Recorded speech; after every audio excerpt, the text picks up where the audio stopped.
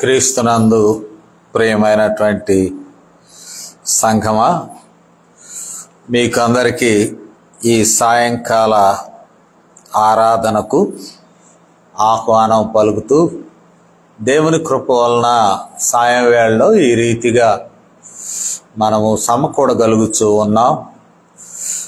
అలాంటి అవకాశమును కల్పించినందుకు, మరి మనలను సమకూర్చినందుకు దేవునికి వందనాలు.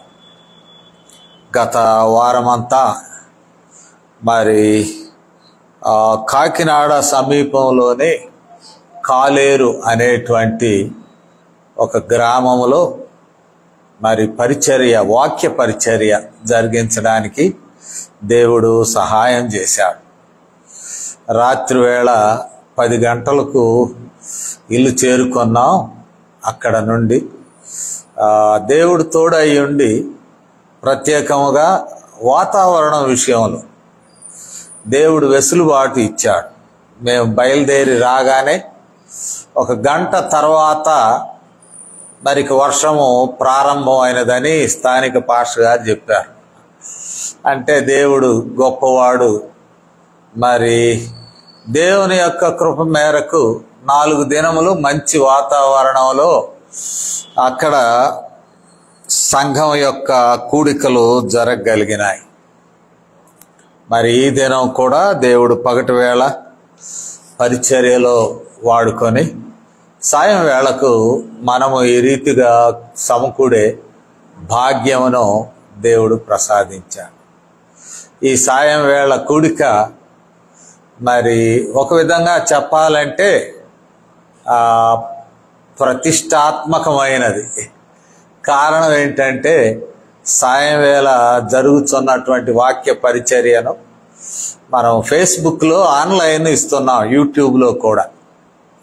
కావున ఈ స్థలంలో లేని వారు అనేకులు ఎక్కువగా చూస్తూ ఉన్నారు.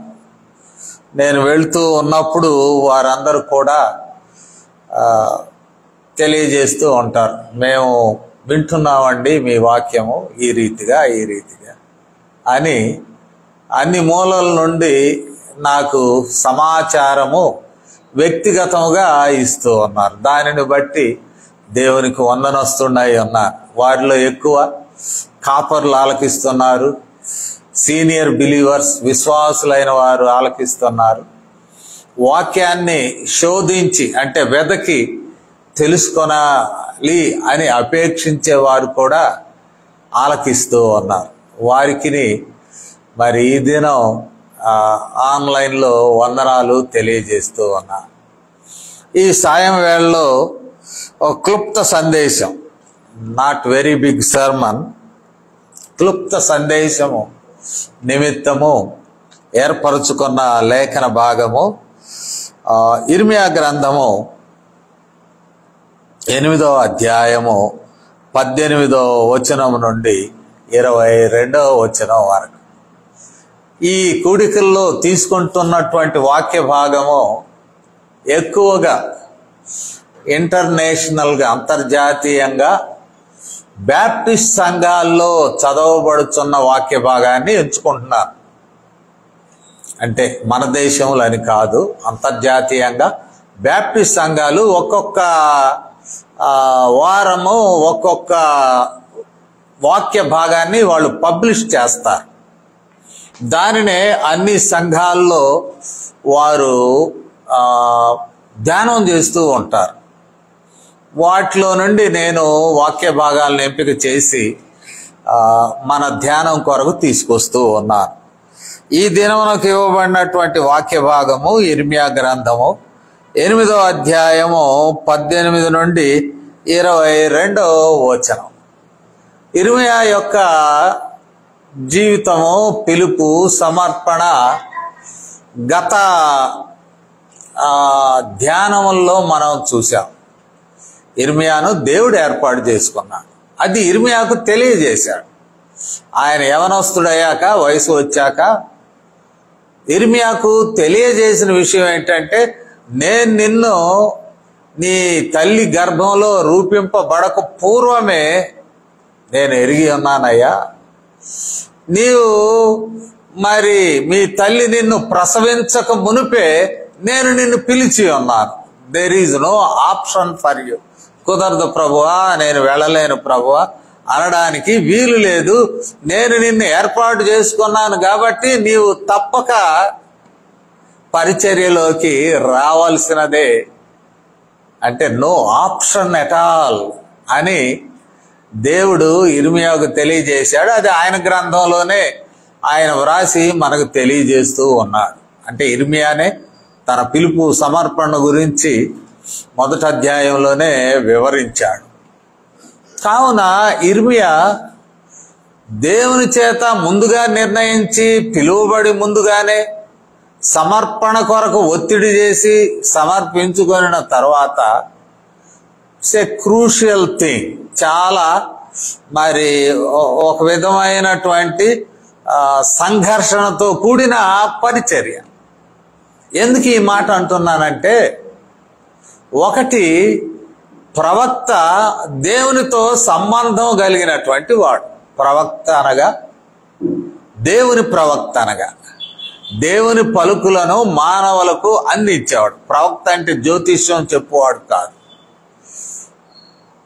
మరొకని బదులు ఇంకొకరు మాట్లాడువారిని ప్రవక్త అంటారు. దేవుని ప్రవక్త అంటే దేవుని బదులు దేవుని వర్తమానాన్ని ప్రజలకు అందించేటువంటి వ్యక్తిని దేవుని ప్రవక్త అంటాం.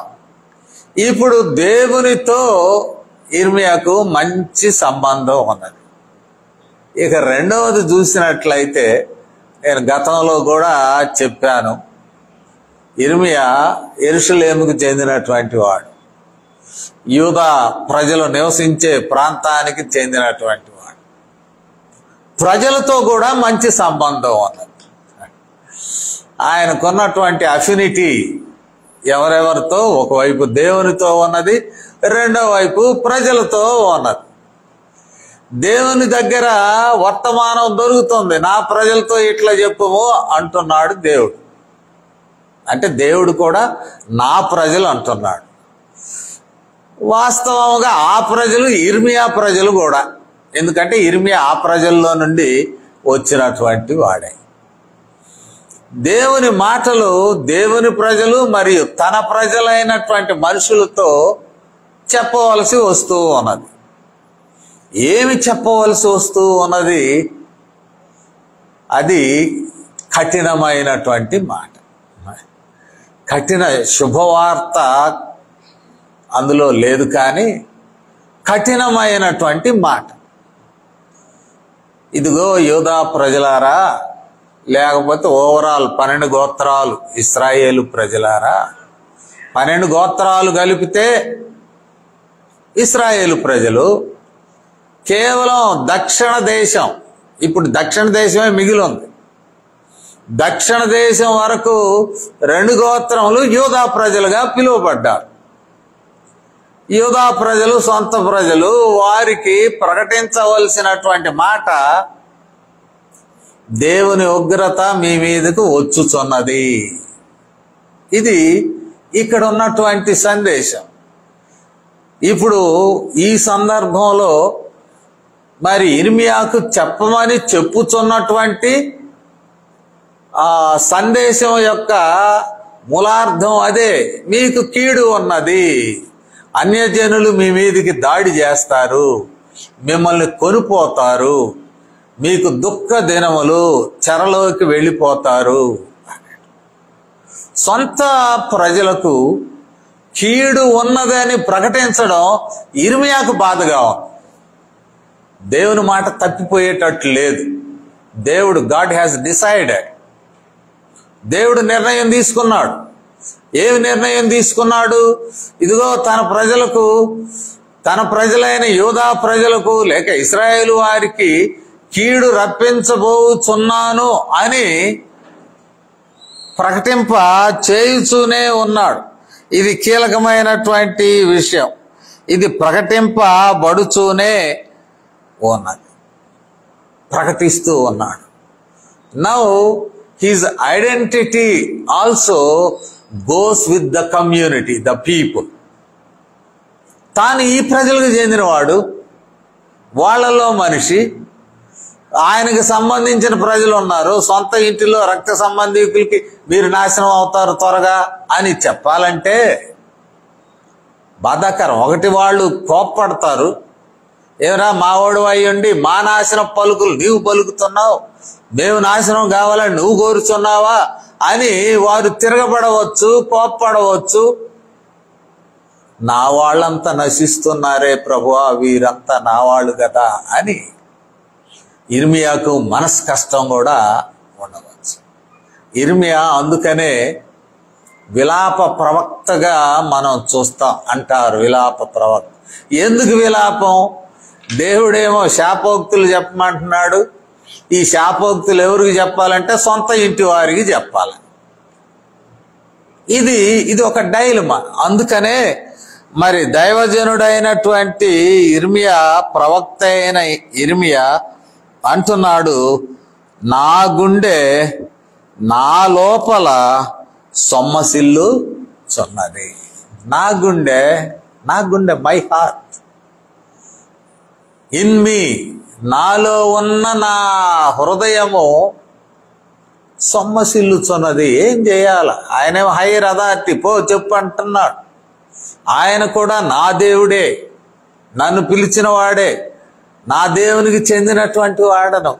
కానీ ఈయన అంటున్నాడు పోయి చెప్పమని. ఎవరికి చెప్పమంటున్నాడు? యూదా ప్రజలకు చెప్పమంటున్నాడు. వారు దేవుని యొక్క ఉగ్రత, రాత్ ఆఫ్ గాడ్, వారు ఎదుర్కొనబోతున్నారని తెలియజేయచ్చు ఉంటూ ఉన్నప్పుడు, తెలియపరచమని అంటూ ఉన్నప్పుడు, మై హార్ట్ ఈజ్ సిక్. లిటరల్గా ఆంగ్లంలో చూస్తే మై హార్ట్ ఈజ్ సిక్, నా హృదయం జబ్బు పడిపోయింది, నా హృదయం అంతరంగంలో సంతోషము లేదు అనేటువంటి మాట ఇక్కడ మనల్ని మరి పలకరించుచూ ఉన్నది. అంటాడు, నేను దేని చేత మరి దుఃఖము నుండి ఉపశాంతి పొందుదును? ఉపశాంతి లేదు కదా. ఎందుకంటే ఈయనకు అర్థమవుతూ ఉన్నది, ఇట్ ఈజ్ అప్రోచింగ్. దేవుని యొక్క ఉగ్రత వచ్చేస్తుంది దగ్గరికి. ఉత్తరాన ఉన్నటువంటి ప్రజలు వెళ్ళిపోయారు. దేవుని యొక్క ఉగ్రత వచ్చేస్తుంది, నాశనం దగ్గరకు వస్తుంది. చూస్తున్నాడు ఇర్మియా, చూస్తున్నాడు, వస్తుంది. ప్రజలేమో నమ్మడం లేదు, వినడం లేదు, లేక తమ మనస్సులను దేవుని వైపు త్రిప్పడం లేదు, పశ్చాత్తాపడడం లేదు, రియలైజ్ కావడం లేదు కూడా. అప్పుడు అంటున్నాడు, ఈ సందర్భంలో నా ప్రజలు నశిస్తున్నారని నా శరీరంలో, నా హృదయము, heart in me is becoming sick, రోగంతో నిండిపోయినది నా హృదయము అనే మాట వాడడం మనము చూస్తూ ఉన్నాం. దీనికి ఏంటి? ఆయన అడుగుతున్నాడు, నా హృదయం ఇంత రోగము లేక బాధతో నిండి ఉంటే ఉపశాంతి ఎక్కడి నుండి వస్తుంది? అది 18వ వచనంలో ప్రశ్న. 19వ వచనంలో the normal question, what Jewish లేక జూయిష్ అనడం కన్నా జూడాయిట్స్, యూదాలో ఉండేటువంటి ప్రజలు. జూడాయిట్స్ అంటే యూదా ప్రాంతంలో ఉన్నటువంటి స్థానికులు. వాళ్ళ ప్రశ్న ఏంటి? మన యెరూషలేములో దేవాలయం ఉన్నది,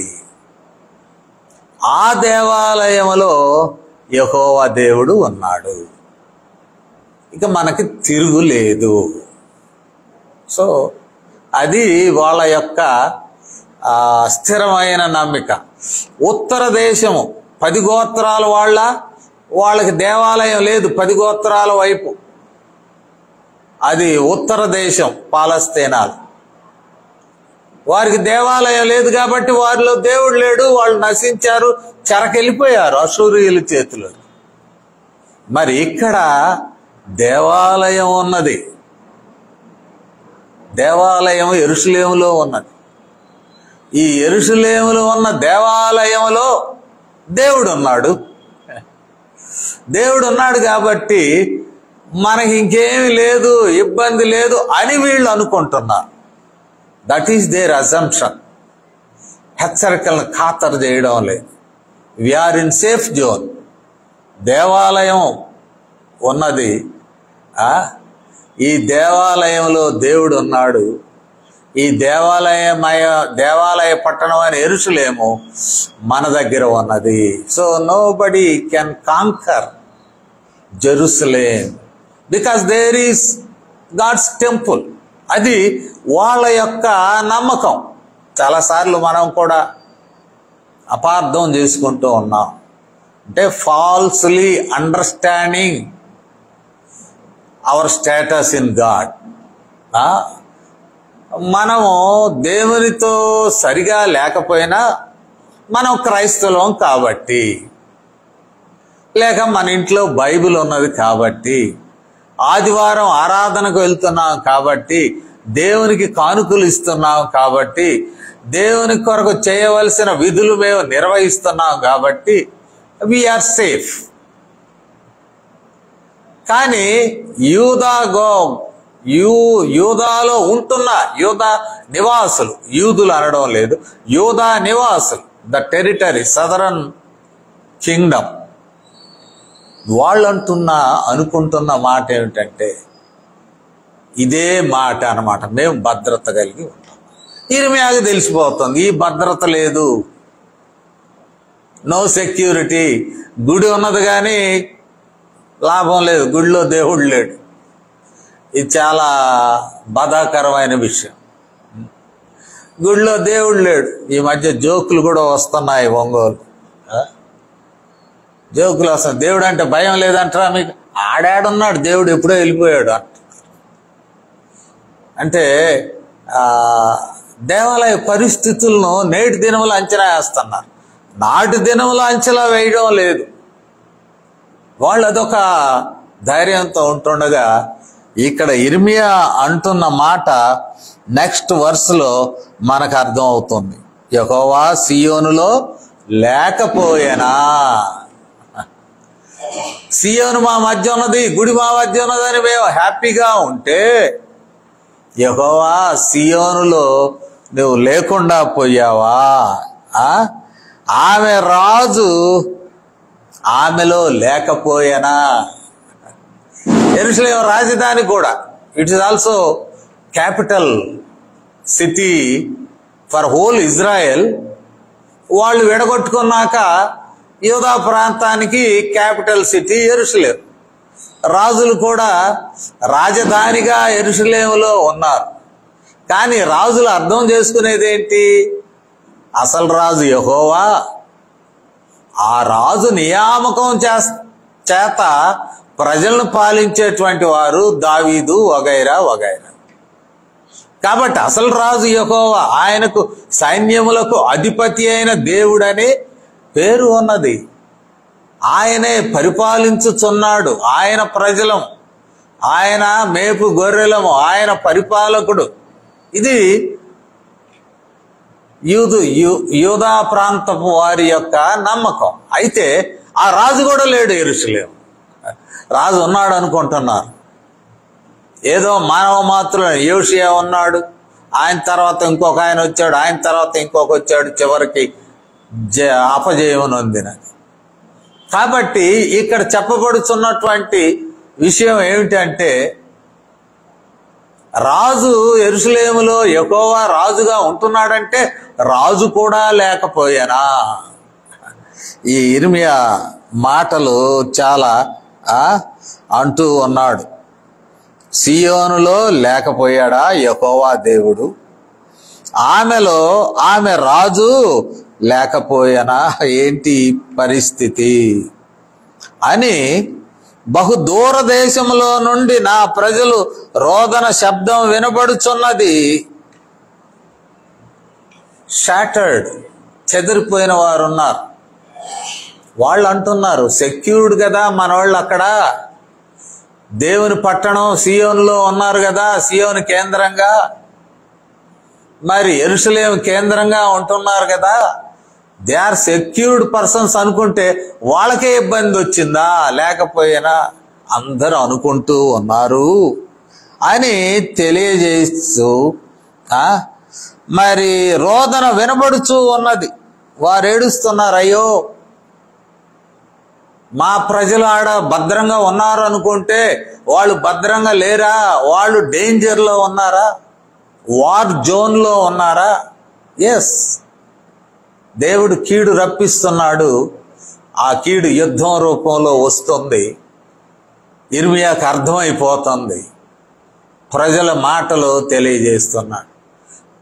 బయట దేశాల్లో చెదిరిపోయిన వారు కూడా మా వాళ్ళు అక్కడ సేఫ్గా లేరు, వార్ జోన్లో ఉన్నారు, ఎట్లాగూ అని అప్పుడు ప్రశ్నలు వేస్తున్నారు.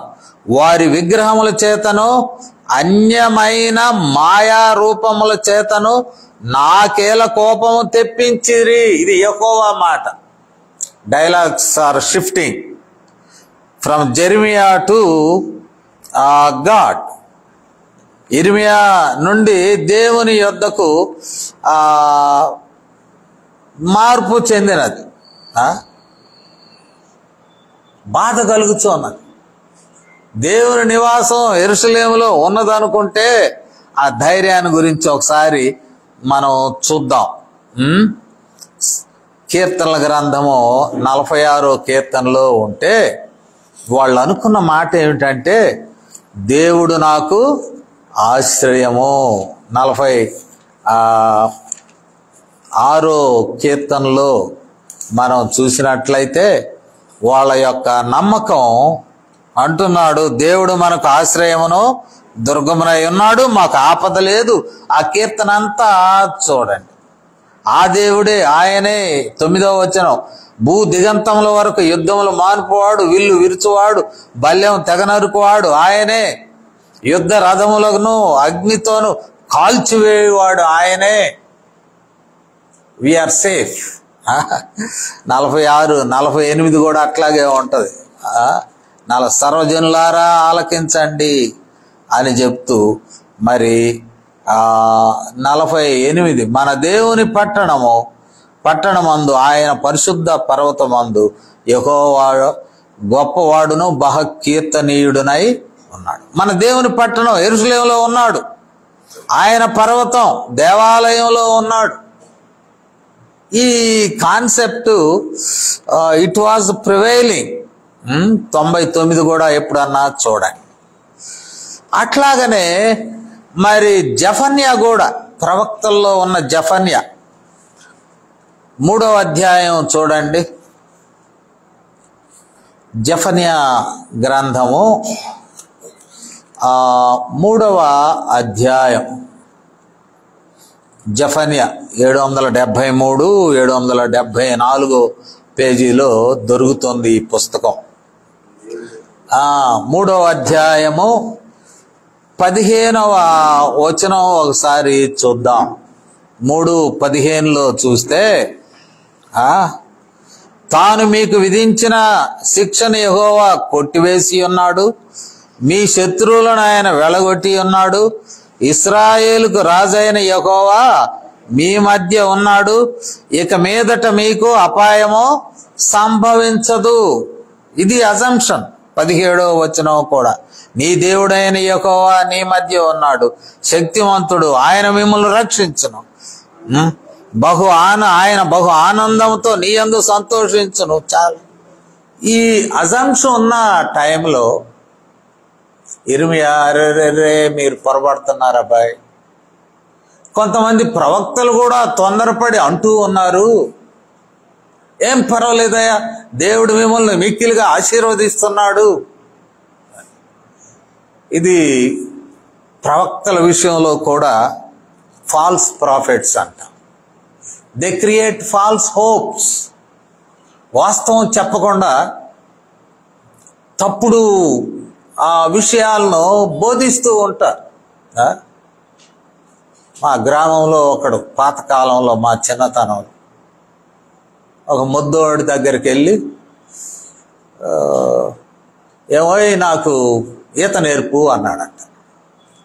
సరేలే అన్నాడంట. ఇద్దరు కలిసి వెళ్ళారు. దూకబోయి అన్నాడంట. ఆమెతో దూకాడు. వాడు కిందికి మీదికి కొట్టుకుంటా ఉంటే అదే ఈత కానీ అని మేలకొని కూర్చున్నాడంట. ఆడు మునకలేస్తున్నాడు, నీళ్లు తాగుతున్నాడు. ఈ దేవుడురా ఒడ్డును కూర్చొని చూస్తున్నాడు లోన ఏం జరుగుతుందని. దాన్ని పోయేవాడు వస్తే వాడు మునిగిపోతున్నాడు. ఏంటంటే ఈత నేర్చుకుంటానన్నాడులే. దూకి ఆయన బయటికి తీసుకొచ్చి, ఏం పనిరా నాయన, చచ్చిపోయేవాడు కాసేపు ఆగితే. Falls hopes. ఈ తప్పుడు బోధకులు, ప్రవక్తలు నాటి దినాల్లో మీకేం పర్లేదు, బ్రహ్మాండం, దేవుడు మీ మధ్య ఉన్నాడయ్యా, మిమ్మల్ని కాపాడుతాడయ్యా, దేవుడు మీకు తోడుగా ఉన్నాడయ్యా, ఆయన రాజు, ఆయన అధికారంలో మీరున్నారు. కానీ అది కాదు. ఇర్మియా ఏడుస్తున్నాడు, వేరే జరగబోతుందిరా నాయన, మీరు ఏదో దీనిలో ఉన్నారు. చాలా బాధాకరమైన విషయం. ఈ మాట తన వాళ్ళు మునిగిపోబోతున్నారు. తన అన్నలు, చెల్లెళ్ళు, అక్కలు, చిన్నాయనలు, పెదనాయనలు, తాతలు, ముత్తాలు, ప్రతివాడికి ఉన్న బాధ. అల్లాడిపోతున్నాడు. అయ్యో వచ్చి పడుతుంది, కష్టం వచ్చి పడుతుంది అని మరి తెలియజేస్తూ ఉన్నట్లు మనం చూస్తున్నాం. ఎందుకు అంటే డైరెక్ట్ రీజన్. యెహోవా దేవుడు మిమ్మల్ని ఐగుప్తులోంచి పట్టుకొచ్చాడు, ఇక్కడికి వచ్చారు. ఇక్కడికి వచ్చాక మీరు వెరైటీ కోసం అన్య దేవతల వైపు వెళ్తున్నారు. ఉదాహరణ చూడండి, 2వ అధ్యాయం 23వ వచనం, ఇర్మియా గ్రంథంలోనే 2వ అధ్యాయము 23వ వచనాన్ని చూస్తే ఇక్కడ తెలియజేయబడుచున్నటువంటి మాటలు. ఏమంటున్నాడు వాళ్ళని? 21, శ్రేష్టమైన ద్రాక్షావల్లి వంటి దానిగా నేను నిన్ను నాటితిని, కేవలము నిక్కమైన విత్తనము వలన చెట్టు వంటి దానిగా నిన్ను నాటితిని. నాకు జాతిహీనపు ద్రాక్షావల్లి వలె నీవెట్లు భ్రష్ట సంతానము అయితే. ఫెయిత్లెస్నెస్. మంచి కాయలు వస్తాయని నిన్ను నాటితే నువ్వు జాతిహీనపు ఫలాలు పండిస్తూ ఉన్నావు. మై ఎక్స్పెక్టేషన్, నా ఆశ నిరాశం చేశారు మీరు. అది ఆయన కోపం. ఎంతో జాగ్రత్తగా పట్టుకొచ్చాను. ఈ కనాన్లో, మీ సొంత దేశం, బానిసలుగా ఉన్న వాళ్ళని పట్టుకొచ్చి ఈ సొంత దేశంలో మిమ్మల్ని నాటి మీకు హాయిగా వ్యవసాయ భూములు, స్వాస్థ్యము మీకు ఇచ్చి, మీ రాజుల్నే మీకు ఇచ్చి, అసలు రాజు వద్దంటాడు సమూయేలు. రాజులు వద్దయ్యా, మీకు సెట్ కాదు, వాళ్ళు మిమ్మల్ని వేధించుకు తింటారు, మామూలుగానే నడవండి అని అంటారు. మాకు రాజు కావాల్సిందే అంటారు వీళ్ళు. సౌలును తీసుకొచ్చి మొదటి రాజుగా చేశారు. వారు మీ ప్రకారమే అన్నీ చేస్తే ఒకే మాట అంటాడు, ఎట్లయ్యావు నువ్వు? నిన్ను తీసుకొచ్చి నాటితే నాకు జాతిహీనపు ద్రాక్షావల్లి వలె నువ్వు మారిపోయావు. అది బాధతో చెప్పినటువంటి మాటగా మనం చూస్తాం. అదే ఇర్మియా గ్రంథంలో 5వ అధ్యాయము 19వ వచనాన్ని ఒకసారి మనం చూద్దాం. 5వ అధ్యాయము 19వ వచనం, మన దేవుడైన యెహోవా దేనిని బట్టి ఇవన్నీ మాకు చేసినని వారు అడుగగా, నీ వారితో ఇలాగనము, ఎందుకయ్యా మాకెంత కీడు పెట్టావు అని వాళ్ళు కానీ అడిగితే నువ్వు ఈ మాట చెప్పు. మీరు నన్ను విసర్జించి మీ స్వదేశములో అన్య దేవతలను కొలిచినందుకు మీది కాని దేశంలో మీరు అన్యజనులను కొలిచెదరు. సొంత దేశం కానాన్ అంటాం కదా, కానాన్లో ఒరిజినల్గా ఇశ్రాయేలీలు లోపలికి రాకముందు ఆ పేరు రావడానికి కారణం కనానీయులు. They were the original people there.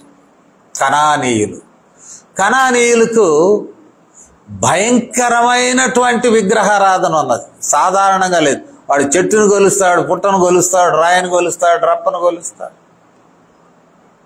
వాడి యొక్క ప్రాక్టీసెస్ భయంకరమైన, కనానీయుల యొక్క జీవిత అనుభవం, మత అనుభవం భయంకరంగా ఉంటుంది. అదే మతం అనుకుంటాడు. కనానీయులు ఉన్నది నరబలి కూడా ఒకటి. ఇశ్రాయేలీలు ట్రై చేశారు దాన్ని, ప్రవక్తలు హెచ్చరించారు, నీ బిడ్డలను అగ్నిగుండం దాటుతావా, ఇదేమన్నా న్యాయమా? కనానీయులు చేస్తున్నారని. అంటే కనానీయులు ఆ స్థానికులుగా ఉండి ఇశ్రాయేలీల కొరకు దేవుడు వారిని అంచులు పట్టించాడు. ఆ ప్రజల యొక్క ఈవిల్ ప్రాక్టీసెస్, ఆ కల్చరు అక్కడ మిగిలిపోయింది. వీళ్ళు అనుకున్నారు ఇశ్రాయేల్ అన్నిటికీ యెహోవా దేవుడు అండి, ఆడ బోరు కొడుతుంది, వాన కావాలంటే యెహోవా దేవుడే, మరి పంట విత్తనం వేయాలంటే యెహోవా దేవుడే, భూమి యెహోవా దేవుడే, కోత యెహోవా దేవునికే, అన్నిటికీ ఒక్కడే, మోనోథీస్ట్, ఒకడే దేవుడు, ఏకదేవత ఆరాధికులు. బాగలేదు. కనాను దేవతలు చూడు వెరైటీ ఉన్నారు. భూమి కొరకు ఒక దేవత ఉన్నది, విత్తనం కొరకు ఒక దేవత, వాన కొరకు ఒక దేవత, మరి రకరకాలు.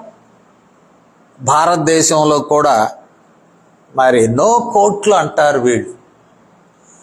ఆ కోట్ల పేరుతో ఆ దేవతల వివరాలు తెలుసుకోవడం చాలా కష్టం. ఎన్నో వెరైటీ ఆఫ్ గాడెసెస్. ఈ వెరైటీ ఆఫ్ గాడెసెస్ ఉండడంతో మనం కూడా కొన్నిసార్లు అడాప్షన్, ఆరోగ్యానికి ఒక మాత, సాగరం అంటే సముద్రం కాడ ఒక దేవత, క్రిస్టియన్ గాడెసెస్, ఒక దేవతను పెట్టుకుని మనం కూడా అదే వెరైటీకి వెళ్తున్నాం. విగ్రహారాధన వద్దురా బాబు అంటే మనం కూడా ఇమేజెస్ పెట్టుకోబోతున్నాం. విగ్రహారాధన వద్దు అంటే ఏది క్రిస్టియన్ ఇమేజెస్, లేక ఇలాంటివన్నీ కూడా ఒకవైపు మతమేమో దేశీయ విషయాలను అడాప్ట్ చేసుకుని ఈ దేశంలో ఉన్న కల్చర్ అనేటువంటిది ఎప్పుడు మతానికి ముడిపడి ఉంటుంది. ఈ పాస్టర్లు అంటే నేను కూడా వాళ్ళు అంటాడు, భారతదేశ సంస్కృతి ప్రకారం ఇప్పుడు తాళి తీసుకొచ్చి కట్టిద్దాం అంటాడు. భారతదేశం ఎవరిది? దీని పేరే హైందవ దేశం. ఈ దేశానికి సంస్కృతి అటు ఉంటే ఆ సంస్కృతి మతంతో ముడివేయబడినదే.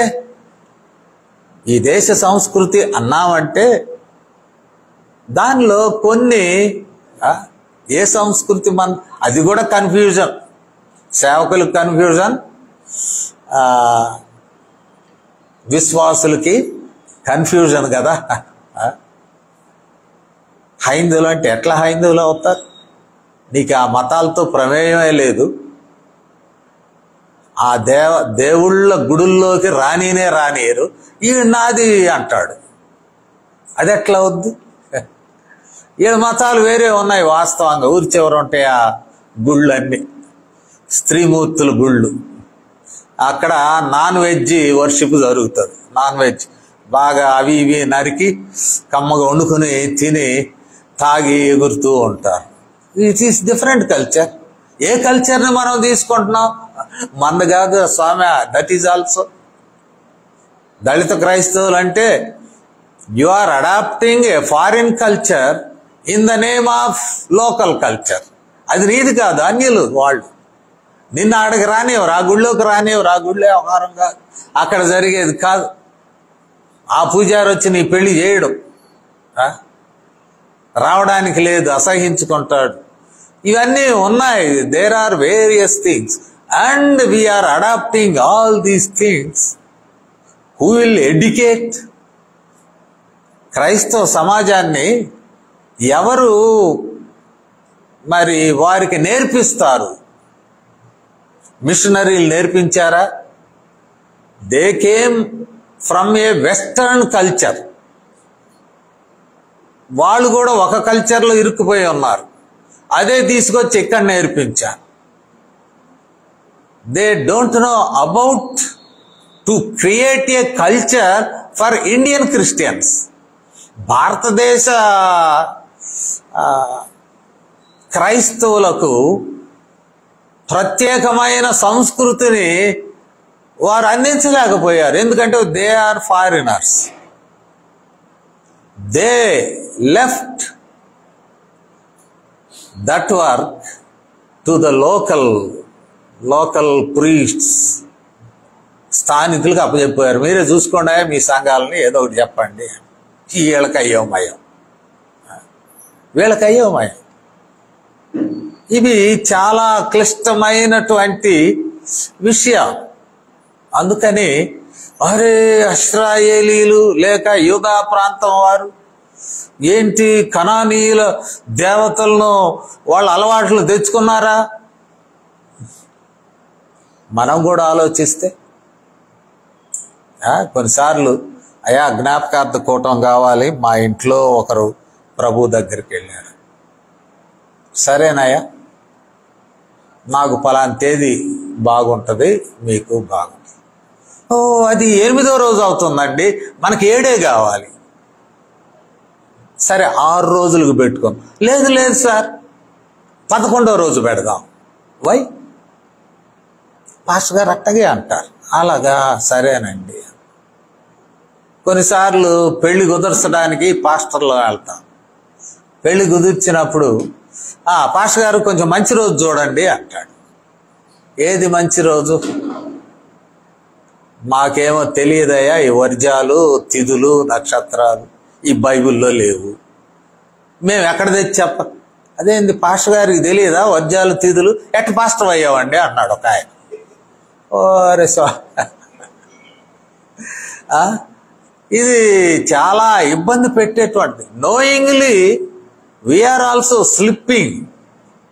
ఆ రోజులు యూదా ప్రాంతం వారు కనానీయుల దేవతలు ఆచారాల్లోకి ఎట్టా దిగజారిపోయారో మన పరిస్థితి కూడా జాగ్రత్తగా పరిశీలించుకోండి. If you examine our selfs how we're getting down. ఏమంటాం? తాంబూలం ఇవ్వాలండి, మొదటి తాంబూలం పాస్టర్ గారికి ఇస్తాం అంటారు. అరే స్వామి, పాస్టర్ గారిని లాగబాకండి అందులోకి. తాంబూలంలో ఉంటే ఆకు దేనికి గుర్తు, ఒక్క దేనికి గుర్తు? సహోదరుడు వెంకటేశ్వర్లు అయినా చెప్పాలి. ఏమిటి, దేనికి గుర్తు? సింబాలిజం ఏమిటి? అది తీసుకొచ్చి పాస్టర్ గారి చేతిలో పెడతావా? అది గౌరవమా? దానిలో అన్ని దేవతలు లేరా ఆ సింబల్స్లో? అన్ని దేవతల సింబల్స్ తీసుకువచ్చి క్రైస్తవ యాజకుడి చేతిలో పెడతామా? Numerous questions. మనం బెటర్ కదండి అనుకోవడానికి. ఇంకా still we need to grow. విశ్వాసులు ఎదగట్లేదు, అట్టాగే అడుగుబడిపోయారండి అని అంటాం. లేదు, తప్పు. విశ్వాసులకు నేర్పించడం లేదు. సంఘాలు, ఒక దైవ సేవకుని ఎదురుగా సంఘాలు ఉంటున్నాయంటే విశ్వాసులకు నేర్పించేవారు నేర్పించలేకపోతున్నారు. ఇది చాలా బాధాకరమైనటువంటి విషయం. ఇక్కడ మనం చూసినట్లయితే మరి దేవుని మాటలు ఇర్మియానే చెప్పాడు. ఈ 5వ అధ్యాయం 19వ వచనం, మీరు నన్ను విసర్జించి మీ స్వదేశములో అన్య దేవతలను కొలిచినందుకు and you will be forced. బయట దేశాలకు వెళ్ళిపోవాల్సిందే. అక్కడ కొత్త దేవతలు ఉంటారు. They will force you to worship those goddesses. మీకు శిక్షగా పంపిస్తే ఇక్కడేమో కనాను దేవతల్ని ఆరాధించారు, హ్యాపీగా ఉన్నాం అనుకున్నారు. దేవునికి కోపం వచ్చింది, ఇప్పుడు మిమ్మల్ని ఎల్లగొడతారు. మిమ్మల్ని తీసుకుపోయి ఏడా అన్యుల దేశంలో పడేస్తే, ఇక్కడైతే బబులోను దేశంలో పడేస్తే బబులోను దేవతలను గొలవాల్సి వస్తుంది. You will be forced. మనం అలాంటి విషయాల్లోనే షడ్రక్, మేషక్, అబేద్నెగోల కథను మనం చూస్తాం. Those want to live honestly, కన్జర్వేటివ్స్గా ఉండాలనుకున్న వారికి ఎలాంటి పరిస్థితులు, సింహపు బోనులు, ఇలాంటివన్నీ ఎదురైనాయి. మరి పాపం కొందరు నిలబడ్డారు, విశ్వాసములో నిలువబడినట్లు మనం చూస్తూ ఉన్నాం. ఇక ముగింపుకు వస్తున్నాను అంటున్నాడు. మనం చూసినట్లయితే 20వ వచనం, ఈ రకంగా నాకు కోపం తెప్పించారు. ఇప్పుడు అంటున్నాడు, కోతకాలము గతించినయున్నది, గ్రీష్మకాలము జరిగి, కాలాలు మారుతున్నాయి, మాకు రక్షణ లేదు అని వీళ్ళే చెప్పుకుంటారు. కోతకాలం, అగ్రికల్చరల్ సీజన్, యవల పంటతో మొదలై గోధుమ పంటతో ముగుస్తుంది. అది ముఖ్యంగా మరి ఏప్రిల్, మే, జూన్ ప్రాంతాల్లో ఆ పంట వస్తుంది. గ్రీష్మకాలం అంటే సమ్మర్. గ్రీష్మకాలం అంటే సమ్మర్. సమ్మర్లో వచ్చేవి చెట్ల కాయలు వస్తాయి. ఇదేమో పంట కోత. గ్రీష్మకాలంలో, సమ్మర్లో వచ్చేవి ఆలివ్స్, గ్రేప్స్, ఇలాంటివన్నీ బాగా పక్వముతో దొరుకుతాయి గ్రీష్మకాలం. మరి ఇవన్నీ కూడా దాటిపోయినది. The time has gone. పంటకాలం, కోతకాలం అనుకుంటే అది దాటిపోయింది, లేక గ్రీష్మకాలం అంటే అది దాటిపోయింది. So your punishment is closely approaching. మీ యొక్క శిక్ష దగ్గరికి వస్తూ ఉన్నది. ఇది కీలకం. దినములు గతించిపోయినాయి, దేవుని యొక్క రాకడ సమీపిస్తూ ఉన్నది. మన భాషలో చెప్పాలంటే దేవుడు మరలా రానై ఉన్నాడు, వస్తాడు. అందులో ఏం ఆలస్యం అవుతుందంటే, ఆలస్యాన్ని కూడా లెక్క వేయలేము. మన మ్యాథమెటిక్స్కి ఆయన రాకడికి సంబంధం లేదు, కానీ వస్తాడు. ఆయన వచ్చాడంటే శిక్ష మరి ఖరారు అవుతుంది, మార్పు చెందకపోతే. అందుకనే అంటున్నాడు, కాలములు దాటిపోతూ ఉన్నాయి. ఇప్పుడు యిర్మీయా దేవుని వైపు చూస్తూ ఉన్నాడు అంటున్నాడు. మనము గమనించినట్లయితే 21వ వచనం నుండి మనం చూసినట్లయితే యిర్మీయా అంటున్నాడు, నా జనుల వేదనను బట్టి నేను వేదపడుచున్నాను, వ్యాకుల పడుచున్నాను, ఘోర భయము నన్ను పట్టి ఉన్నది. నా జనులు, they are going to face a doom. గొప్ప మరి భాటకము వారు ఎదుర్కోబోతూ ఉన్నారు. నాకు గుండె నిలవడం లేదయ్యా, అదరుతూ ఉన్నది అని మరి అంటూ ఉన్నాడు. 23వ వచనంతో 22వ వచనంతో క్లోజ్ చేద్దాం. మరి వాట్ ఈస్ ద సొల్యూషన్? ఇంతసేపు ప్రాబ్లం గురించే మాట్లాడుకున్నాం, ప్రాబ్లం గురించి చెప్పుకుంటున్నాం. పరిష్కారం ఏమిటి? నా ప్రజల యొక్క గుండె అవిసిపోయినది అంటే ప్రజలు వాళ్ళు డేంజర్లో పడుతున్నారు, నా గుండె అవిసిపోతుంది ఆ సంగతి అనుకుంటే. నా ప్రజలకు పరిష్కారం ఏంటి ప్రభువా అంటున్నాడు. గిలాదులో గుగ్గిలము ఏమీయూ లేదా, ఏ వైద్యుడును లేడా, నా జనులకు స్వస్థత ఎందుకు కలుగక పోతున్నది. వైద్యుని గురించిన ప్రస్తావనలు బైబిల్లో ఉన్నాయి, చాలా చోట్ల ఉన్నాయి వైద్యుల గురించి. మనం చూస్తే యోసేపు కూడా మరి వారి తండ్రిని సిద్ధం చేయడానికి ఎంబామింగ్, యాకోబు చనిపోయినప్పుడు వైద్యుల్ని పిలిపిస్తాడు ఫర్ ఎంబామింగ్ అనేది వైద్యుల పనే. Even if you take bodies, dead bodies, వారు ప్రయోగాల కొరకు తీసుకున్నప్పుడు తప్పకుండా ఎంబామింగ్ జరగాల్సిందే. అది వైద్యులే చేస్తారు, వేరే వాళ్ళు కాదు. అది మనకు కనబడుతూ ఉంటూ ఉన్నది. ఉదాహరణకు ఆదికాండం 37:25లో ఈ సన్నివేశం కూడా కనబడుతుంది.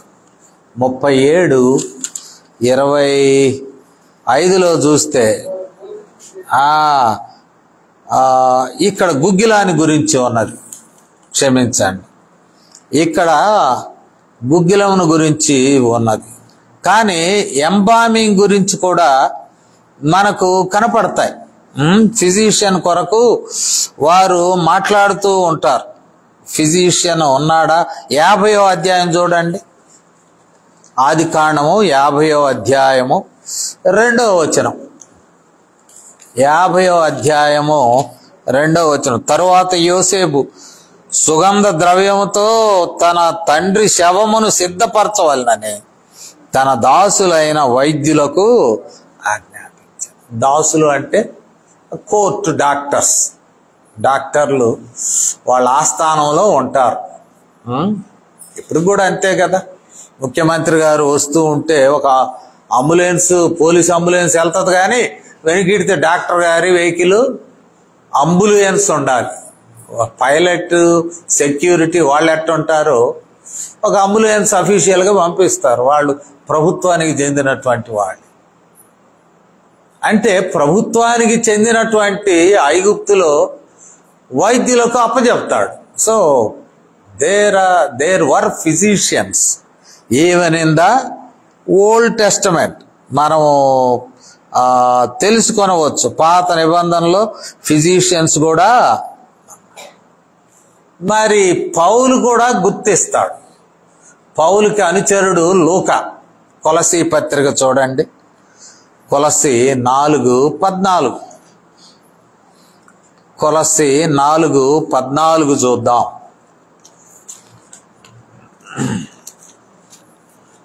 నాలుగు 14లో చూస్తే ఇక్కడ మనకు కనబడుతూ ఉన్నది. ఒకసారి మనము గమనించినట్లయితే 4వ అధ్యాయంలో లూకా అను ప్రియుడైన వైద్యుడును, లూకా బిలౌడ్ ఫిజిషియన్ అంటాడు. కాబట్టి దేర్ ఆర్ ఫిజిషియన్స్ను మరి మాదిరిగా తీసుకోవడం మనం చూస్తాం. There were physicians in the biblical tradition. వైద్యులు ఉన్నారు. వైద్య సహాయం తీసుకోవడం భక్తికేం ఆటంకం కాదు. వైద్యులు కూడా దేవుని యొద్ద నుండే వచ్చినారు. They are gifts from God. They are gifts from God. మా తండ్రి గారు కూడా మాత్ర వేసుకోడు చాలా కాలం. మాత్ర నీళ్లు నోట్లో పెట్టుకుని మాత్ర వేసుకొని ఇక అది మింగేలోపు ఆ నీళ్లు ముక్కులో నుంచి వస్తాయి. అంత అవస్థ పడతాడు.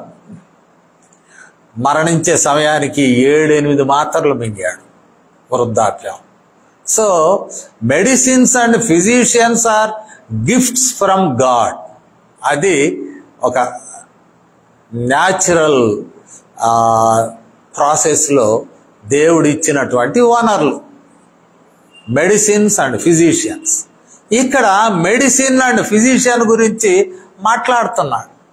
మెడిసిన్ గుగ్గిలం, ఇంగ్లీష్లో బామ్. మనకి చాలా బాంబులు ఉన్నాయి, శాస్త్రీయ బాంబ్, జెండు బాంబ్, ఇంకేమేమి అమృతాంజనాన్ని కూడా బాంబ్ అంటాం. ఇట్లా అనేకం ఉన్నాయి. నాటి దినాల్లో గిలాదు అంటే ఈస్ట్ ఆఫ్ జోర్డాన్, యోర్దానుకు తూర్పు దిక్కున పర్వత శ్రేణులుంటే అక్కడ పెరిగేటువంటి చెట్లలో నుంచి గుగ్గిలం తీస్తారు. ఇట్స్ లైక్ ఏ గమ్, ఒక గమ్ లాంటిది. ఆ గుగ్గిలము చాలా విషయాలు, ఈవెన్ కొలెస్ట్రాల్ కూడా తగ్గిస్తూ అంటారు వాళ్ళు, చర్మవ్యాధులు తగ్గిస్తుంది, లేక ఊడ్స్ తగ్గిస్తుంది. ఎంబామింగ్కి గుగ్గిలం వాడతారు. ఎంబామింగ్ ఈ గుగ్గిలం గిలాదు, ఆ ఈస్టర్న్ బ్యాంక్ ఆఫ్ జోర్డాన్ ఇవి దొరుకుతాయంట, అక్కడ చెట్లు ఉంటాయంట. అది మందు. ఆ మందుతో వ్యాపారాలు కూడా జరిగాయి. వర్తకులు ఇక్కడి నుండే వెళ్తూ ఉంటే వాళ్ళకి యోసేపును అమ్మేశారు. అది మీకు గుర్తున్నదో లేదో, యోసేపును అమ్మేశారు ఈ వర్తకుల దగ్గరే. వాళ్ళు ఆయనను తీసుకుని వెళ్ళిపోయారు. ఇందాక చెప్పాను 37లో చూడండి, ఆది కాండము 25వ వచనంలో 37:25 వచనాన్ని మనం చూసినట్లయితే ఇక్కడ చెప్పబడుతూ ఉన్నది, వారు భోజనం చేయ కూర్చుండి కనులెత్తి చూడగా ఐగుప్తునకు తీసుకొని పోవడానికి గుగ్గిలము మస్తకయు బోళమును మోయుచున్న ఒంటెలతో ఇష్మాయేలీయులైన మార్గస్థులు గిలాదు నుండి వచ్చుచుండరి. They are coming from Gilead. ఈ పర్వత శ్రేణుల్లో నుండి వర్తకులు ఈ మెడిసిన్ ను వారు తీసుకుని వెళ్ళి లోకం అంతా అమ్మేస్తున్నారు. There was great business. ఇంత వ్యవహారం ఉన్నది. ఇర్మియా ఈ మాట వాడడంలో ఏం వాడుతున్నాడు? గిలాదులో గుగ్గిలం తక్కువైందా? బాగా plenty of balm is available in Gilead.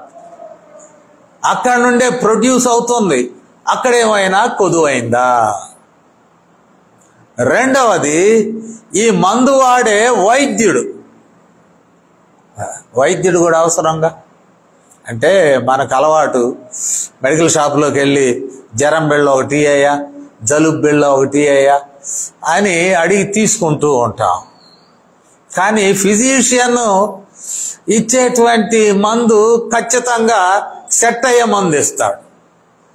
మనం కొనుక్కునే మందులు సెట్ కావు, మనకు విశ్వాసం కూడా ఉండదు. అంటాడు, వైద్యులు లేరా, మందు లేదా? ఎవరు వైద్యుడు? యేసుక్రీస్తు వారే మహావైద్యుడు. అనేక పర్యాయాలు Jesus he compared himself with the physician. రోగి కొరకే నేను వచ్చానంటాడు. ఆరోగ్యవంతుని కొరకు కాదు కదా, నేను రోగి కొరకే వచ్చానంటాడు. మరి యేసుక్రీస్తు వారు పరమ వైద్యుడు, మహా గొప్ప వైద్యుడు, గ్రేట్ ఫిజిషియన్. ఆయన రక్తము, కార్చబడిన రక్తము పాప రోగమునకు అసలైన మందు, మెడిసిన్.